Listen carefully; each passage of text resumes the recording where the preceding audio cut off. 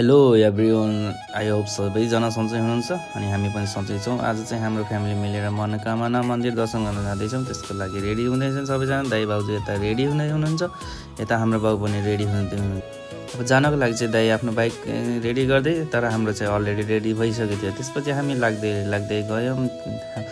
Mummy बाबालाई उछुन्दै दाइहरू कहाँ पुगेछ भनेर हेर्दै जाँदा त हाम्रो दाइ भाउजू त पुरा अगाडि पुगिसक्नु भयो रहेछ। अनि यस्तो मिनी ब्लगमा दाइ भाउजूलाई देखाऊँ भनेको त दाइले फाइट हट भन्नु। त्यसपछि चाहिँ म र नयाँ दुलही चाहिँ आफ्नै पारामा आफ्नै भिडियो गर्दै लाग्न थाल्यौँ।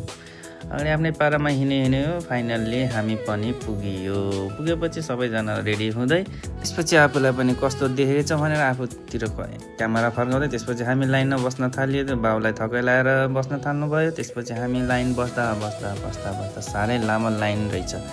त्यसपछि हामी फाइनल्ली केबल कार चढ्यौँ। त्यसपछि सबैजना 3जना मिलेर बस्नुभयो। यता हामी 3जना मिलेर बस्यौँ। त्यसपछि माथि चढ्दा त आफूलाई नि कस्तो हिरालो डर लाग्दो फिल भयो। अब जस्तो हो नि। झरेर गेट प्रवेश गरिसकेपछि यताको पसलेहरूले 100 रुपियाँको फुल भन्दै देखाउँदा त सुन्दा पनि एकदम रमाइलो लाग्दो। त्यसपछि हामी फुल पनि किनिसकेर अगाडि बढिसकेको थियौँ। त्यसपछि पूजासुजा गरेर एकदम भिड भएर चाहिँ हामीले बाहिरैबाट पूजा गरेको। पूजा सकिएपछि हामी चाहिँ नरिवल फोर्नतिर लाग्यौँ।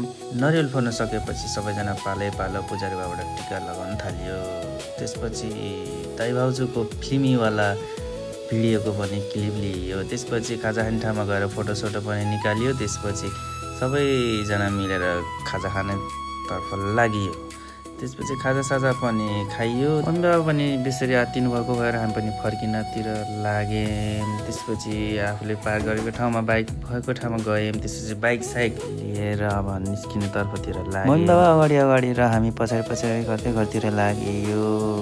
घरतिर लाग्दै बिचमा पानी परेर हामी चाहिँ रोकिन पर्यो। त्यसपछि हामी 2जनाको भिडियो पनि बनाइयो। दाइ भाउजूको भिडियो पनि बनायो। बुढिया पनि के कम छ भनेर आफ्नो भिडियो बनाउनुतिर लाग्यो। त्यही गर्दा चाहिँ हामी फाइनली घर पनि पुग्यो। एकदम रमाइलो पनि भयो, थकाइ पनि बेसरी लाग्यो। यति नै है त। Thank you.